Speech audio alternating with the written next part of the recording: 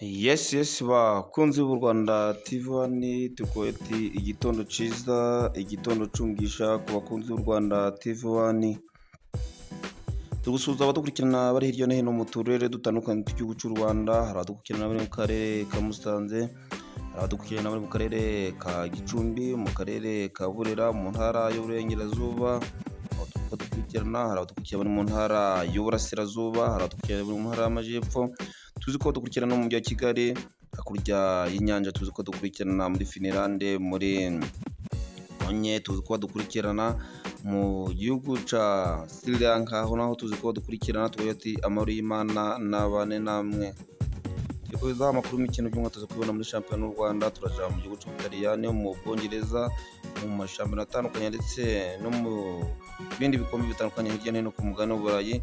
Hose tuzi ko turaza kubanyurira tukajya mu gihugu ca Uganda uyu munsi naho shampiyona iraza gukomeza.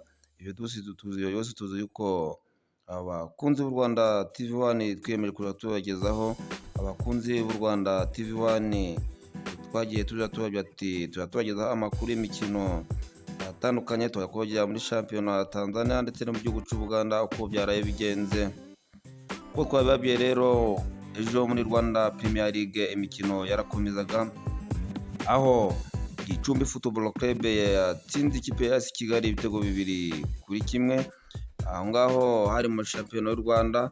Tunyarukiye hirya mu gihugu ca Tanzania, naho imikino yarakomezaga, hari imikino ikabakaba ku mikino 5 haza kuba imikino 2 gusa, aho umukino wahuje Young Africans na Fountain Gate nayo Football Club.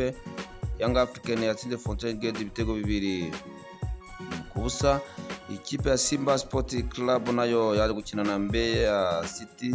Ikipe ya Simba Sport Club nayo tsinda Mbeya City ibitego 3-0. Mu gihugu ca Uganda naho ikipe ya Vipers Football Club yatsinze ibitego 4-0. Ikipe ya Cavalist, ikipe ya Ula Sport Club Ula itsinda Kitala Football Club igitego 1-0. Aho niko shampiyona yo mu gihugu ca Uganda byabashe kugenda. Ejo nanone imikino yarakomeza mu gihugu c'Ubwongereza, ikipe ya Manchester United yanganye igitego 1-1 na West Ham United. Mu gikombe c'umwami rwose mu gihugu ca Espagne amakipe yarakomezaga ejo ku munsi w'ejo, ikipe ya Atletico Balearia na Espanyol batsinze igitego 1-0. Leganes nayo itsindwa ibitego 2-1 na Albacete. Real Villas nayo itsindwa ibitego 2-1 na Real Vallecano. Sebade na Deportivo La Colina, Le Deportivo La Colina nayo itsinda ibitego 2-1 Sebade. Ikipe ya Ponferrada na Racing Standard nayo itsinda ibitego 2-1 ikipe ya Preferencinada.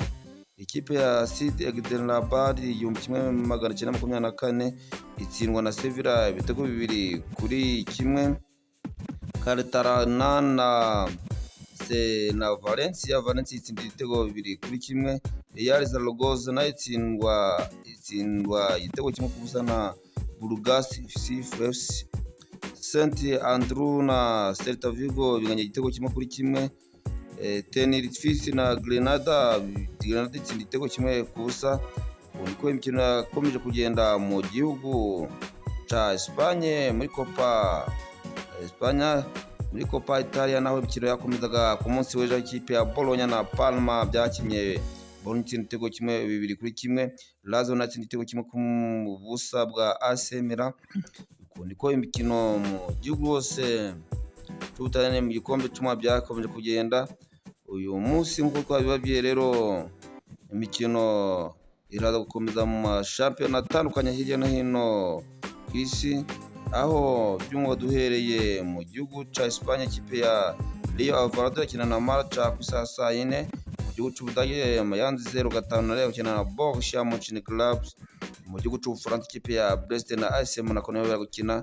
Lille na Marseille nabyo biraza gukina, aho ari imikino iraba ishamaje, araba ari imikino ifite imbaraga, akaba ari imikino abantu benshi baba bategereje mu bihugu bitandukanye hirya no hino ku mugabane w'Uburayi, aho mu gihugu cya Espagne rwose tuzi ko ari shampiyona ikunzwe ku isi, mu gihugu cy'Ubwongereza ni uko, mu gihugu cy'Ubufaransa naho tuzi ko abantu bakunda rwose kugenda biteguye kugenda bafana amakipe, kuko bibagiwe rero umunsi naho mu gihugu cy'u Rwanda imikino irakomeza, ikipe ya Bugesera Football Club irakina na Mukura Victor ku isaha saa 9, ikipe ya Rayon Sports ikaza gukina rwose n'ikipe ya Musanze Football Club ku isaha saa 12, akaba ari amakipe turi kurarikira abafana bayo, haba ikipe ya Musanze Football Club n'ikipe ya Rayon Sports, ko abakunzi b'amakipe bombi bagomba kuja gushikira amakipe yabo bakunda cyane, aho abakunzi b'ikipe ya Rayon Sports nabo bategereje kubona intsinzi bakeneye rwose, kugira ngo ikipe yabo ikomeze gutera imbere, ikipe yabo ikomeze kwavansa itsinda amakipe, kugira ngo nabo abakunzi babo bakomeze kwishima. Ikipe ya Musanze Football Club nayo akaba ari ikipe ikomeje kugira ngo ikomeze kuja ku ruhando rw'amahanga, itsinda n'amakipe atandukanye hirya no hino mu Rwanda, haba amakipe yo mu Burengerazuba ndetse mu Burasirazuba no mu mujyi wa Kigali. Akaba ari ikipe ikomeje kuza mu myanya y'imbere cyane, ishimisha abafana bayo b'i Musanze. Nshuti bakunze u Rwanda TV1 rero uyu munsi nk'uko babajyana muri Premier League mu gihugu cya Uganda, umupira iraza gukomeza, ikipe ya UPDF Football Club ikina na Lugazi Football Club, NEC Football Club na Vipers nayo iraza gukina mu gihugu cya Uganda. Akaba ari shampiyona rwose zitegerejwe hirya no hino mu bakunzi bazo muri East Africa, nk'uko twabibabwiye dukomeje kuja tugenda tubagezaho amakipe uburyo ahagaze. Nshuti bakunzi b'u Rwanda TV1 rero tukoye dukorere subscribe, mukorere share ndetse na comment, kugira ngo u Rwanda TV1 rukomeze kwaguka, u Rwanda TV1 rukomeze kubagezaho amakuru nyayo kandi yizewe. Tukoye dukorere subscribe rwose, kandi tukoye mugire umunsi mwiza, turabakunda cyane. Imana